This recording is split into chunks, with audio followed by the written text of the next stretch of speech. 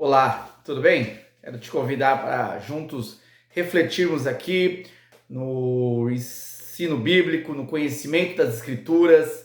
Quero aqui te convidar a acompanhar comigo a leitura de um texto que eu escolhi aqui de carta do apóstolo Paulo aos irmãos de Roma, aos romanos, tá? No capítulo 8, o versículo 28. Tá? Vou pegar aqui a partir do 28 e vou até o versículo 30, que diz assim: Sabemos que todas as coisas cooperam para o bem daqueles que amam a Deus, daqueles que são chamados segundo o seu propósito.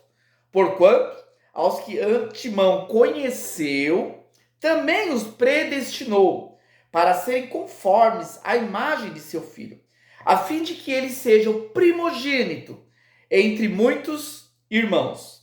E aos que predestinou, a esses também chamou. E aos que chamou, a esses também justificou. E aos que justificou, a esses também glorificou. Existe uma filosofia antiga, no período helenista, depois do período clássico, dos filósofos Sócrates, Platão e Aristóteles. No período helenístico, essas escolas, elas buscavam trazer uma filosofia que ensinasse acerca da felicidade. Surgiu aí o ceticismo, o neoplatonismo, surgiu o estoicismo. Tá? No estoicismo, nós temos aqui uma ideia de que tudo que acontece na vida tem um propósito. Então, para Zenão, que foi o fundador do movimento chamado estoicismo, tudo já está determinado. As coisas que acontecem no universo, elas acontecem já por forças já que estabelecem. Portanto, a felicidade consiste em entendermos esse fluxo natural, esse círculo que acontece e aprendermos com as circunstâncias, aprendermos com aquilo que vamos passar no dia a dia. Então a felicidade está não em esperar algo, ou desejar algo, ou conseguir conquistar algo, mas a felicidade está no contentamento, seja com as coisas boas ou também com as coisas ruins. Bom, a Bíblia, ela segue de certa forma essa linha. Claro que o estoicismo não representa aquilo que é o verdadeiro ensinamento das Escrituras. A palavra é superior a qualquer escola filosófica.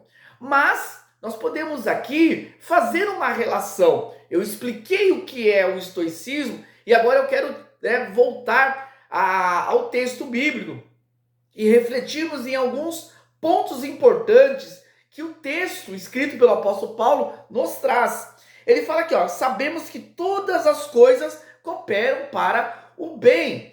Nesse caso, Paulo está dizendo coisas boas e coisas ruins. Se nós formos estudar o contexto do qual essa carta foi escrita, Paulo está escrevendo a irmãos que moravam em Roma. Bom, naquela época, ser um cristão em Roma era muito angustiante, era passar por muito sofrimento, muitas percas, porque era proibido, né? Não era bem quisto, não era aceito você ser um cristão e dizer que Jesus é Senhor e não César.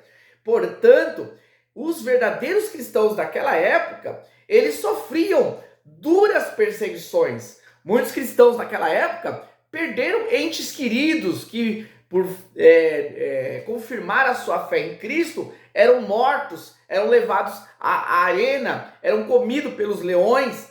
Portanto, eles passavam diversas dificuldades, angústias.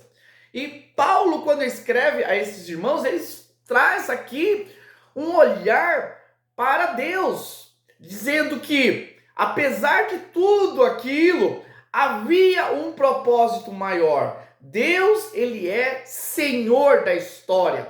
Deus controla e determina todas as ações. Portanto, ele é Senhor. E ele faz que algo ruim, algo que é estimulado por corações caídos, corações perversos, corações sem a graça de Deus, Deus faz com que mesmo as ações dessas pessoas contra os cristãos fosse revertido em bênção.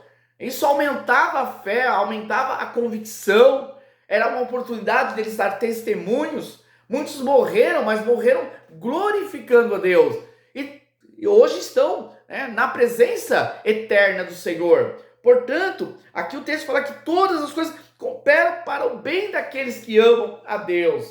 Nossa vida está nas mãos do Senhor. Qualquer circunstância, seja ela boa ou ruim, há um propósito. Deus está nos ensinando. Às vezes questionamos a Deus, questionamos as circunstâncias, questionamos a nós mesmos, mas se olharmos para as Escrituras, nós temos que entender que Deus está nos ensinando no dia a dia, no cotidiano, nas situações que atravessamos. E aqui fala mais claro, portanto, ao que de antemão conheceu, também os predestinou para sermos conforme a imagem de Jesus. Então, nós estamos passando por um processo para cumprirmos aquilo que Deus determinou em nossas vidas, que sejamos semelhantes a Cristo. Então, as perdas para o mundo fazem com que nós venhamos a nos parecer mais com Cristo. Portanto, Deus, Ele é Senhor da vida, Ele é aquele que é soberano, e a sua igreja, os verdadeiros cristãos, são conduzidos pela mão forte do Senhor. Que nós possamos entender que em todas as circunstâncias, em todos os momentos, seja eles bons, seja eles ruins, Deus está nos ensinando.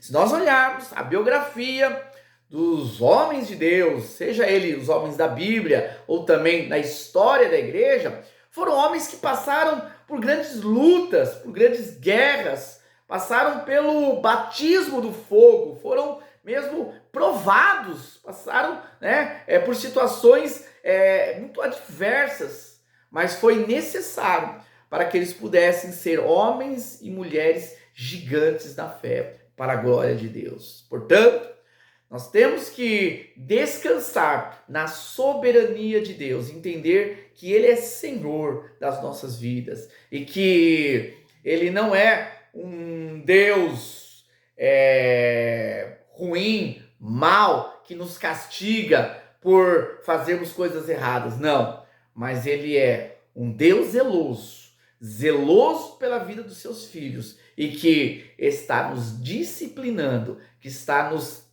ensinando a sermos pessoas semelhantes a Cristo. Que nós possamos aprender com o Senhor, que nós possamos aprender em cada circunstância das nossas vidas para a glória de Deus. Deus abençoe, espero que essa palavra possa ter atingido o teu coração. Peço aí para nos ajudar deixando um like, compartilhando esse vídeo, para que mais pessoas possam ser alimentadas com o conhecimento das Escrituras. Deus abençoe.